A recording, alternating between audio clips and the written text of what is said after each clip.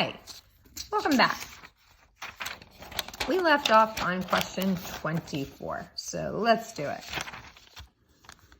24 states, which of the following properties is true for all normal density curves? Okay, so what is a normal density curve? This is something I was talking to Mr. Lynch about just the other day. So a normal density curve, number one, if it's normal, yep, and if it's density, we force the area under the curve to be the number one. And this allows us to kind of chop it up, and that is 100% of the people we talk to. So no matter what, if it's normal, we know that it looks like this, and it's definitely symmetrical, so definitely 1.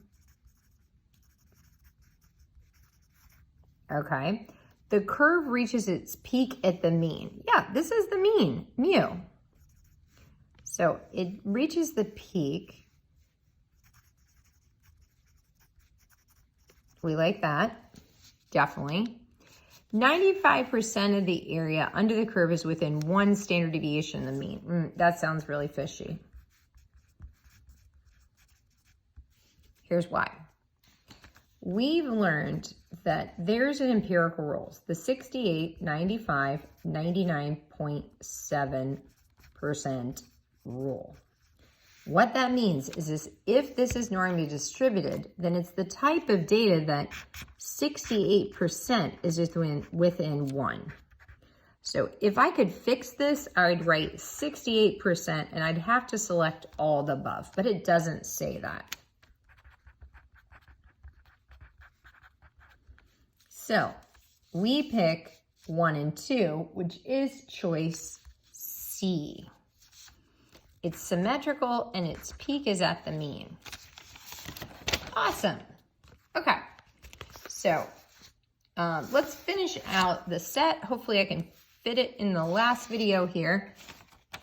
Mrs. Niederer regularly commutes between 2 cities. Here's the normal curve showing her distribution. So the minute she says it's normal, we know immediately that 68% of the data fits within 1 standard deviation, 95% of the data fits within 2 standard deviations, and 99.7% of the data collected fits within 3 standard deviations. Now, what does that mean? Well, this is 99.7% of the information, like basically all of the information is going from 220 to 180. So I want to know how far off that is. So let's put that on our piece of paper. This is 220. This is 180. Okay. 220 minus 180. What's that? Let's find out.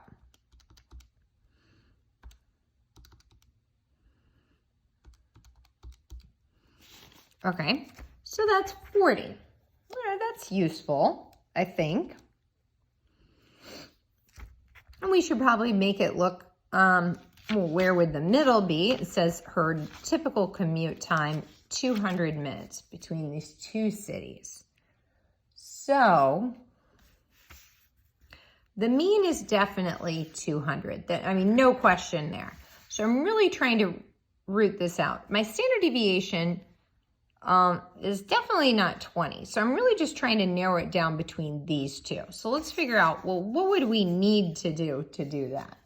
Well, we know that 68, 95, 99.7 rule, right?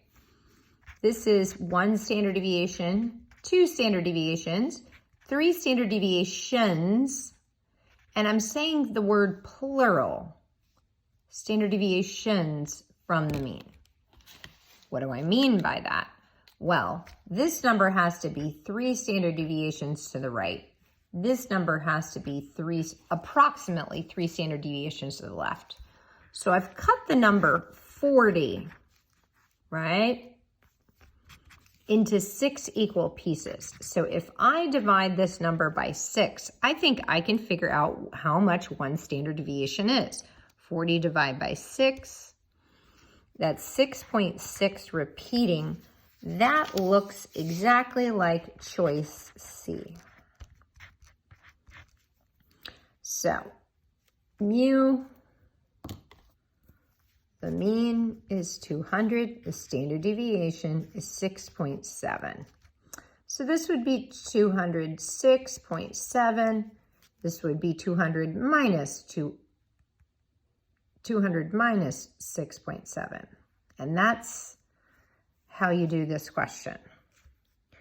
Okay, let's try 26. The height of American men in this age category is approximately normal. What does that mean? Oh, it means the distribution will look like this, and it means 68% fall within 1, 95 fall within 2, 99.7 fall within 3. Okay, so they have a mean of 68 inches and a standard deviation of 2. So here's a normal curve. We have a mean of 68 inches and a standard deviation of 2.5 inches.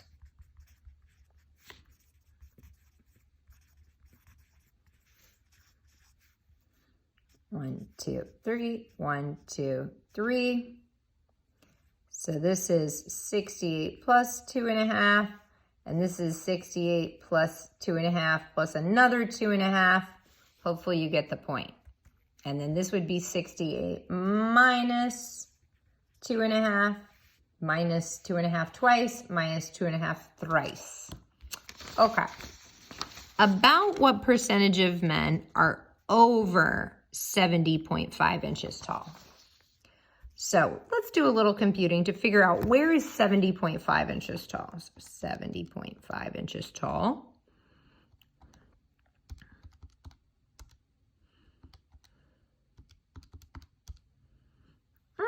That's this number right here. So we know 68% fall within 1 standard deviation, and this is 68 plus 2.5. That's 70.5 inches tall. So let's figure out what they're asking. What percent are taller than that? Well, using some basic adding and subtracting, we know that the area under the curve is 100% of our people. And so the area I've left out here is 32. Okay, so this, I got 2 equal pieces because it's symmetrical. So let's divide that by 2. Okay, so the area over here is 16. And this has to do with your little flip chart. So if I want to know the area of this, I can just subtract it off of that. So 68 plus this 16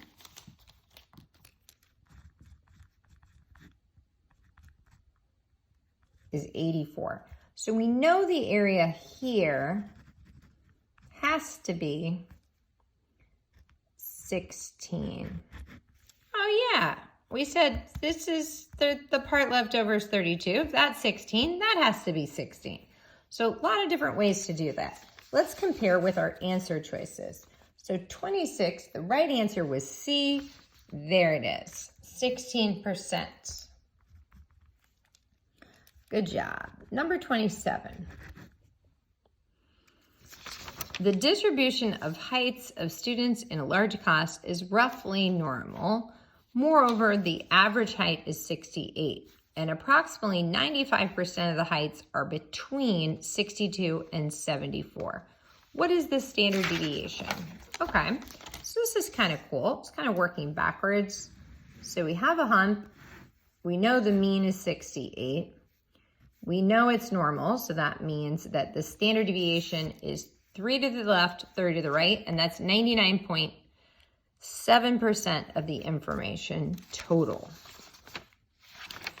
Now it says 95, so 68, 95, 99.7 rule states that 95% of people are within 2 standard deviations of the mean.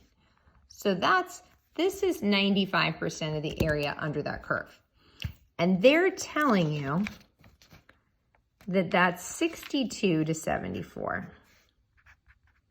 Okay, So you need to cut this amount in 4 equal pieces. So let's figure out how much this amount is.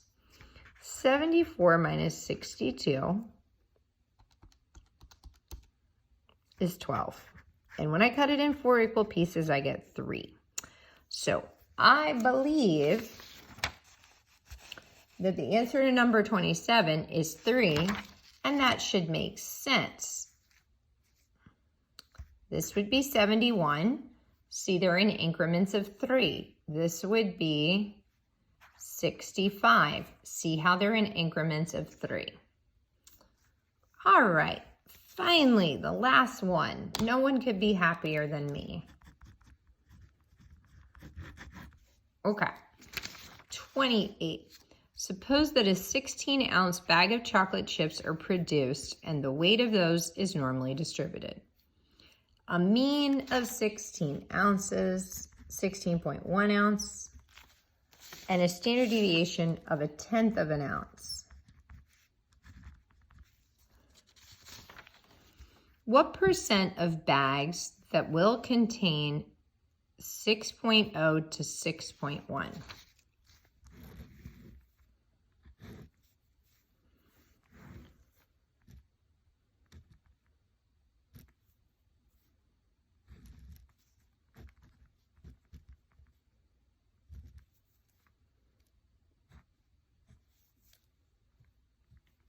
Okay, so here's my normal curve. And we know that this is cut in increments of 1/10. So this is exactly right here. And they're saying, what percent contain between these two numbers? So I'm using this idea of symmetry to answer this question, although you could use a calculator, but I didn't bring one home. So I'm going to use symmetry. So we know, using our empirical rule and symmetry, that this area is 68%. So that would mean that 34% is lying to the left and 34% is lying to the right. They only want to know this part. So I believe my answer is C, 34%. How did I get it? I used the empirical rule. 68, 95, 99.7 rule states that 68%, if it's normal, 68% of the data falls within 1 standard deviation. Cool? Thanks for joining me. Look forward to seeing you next time.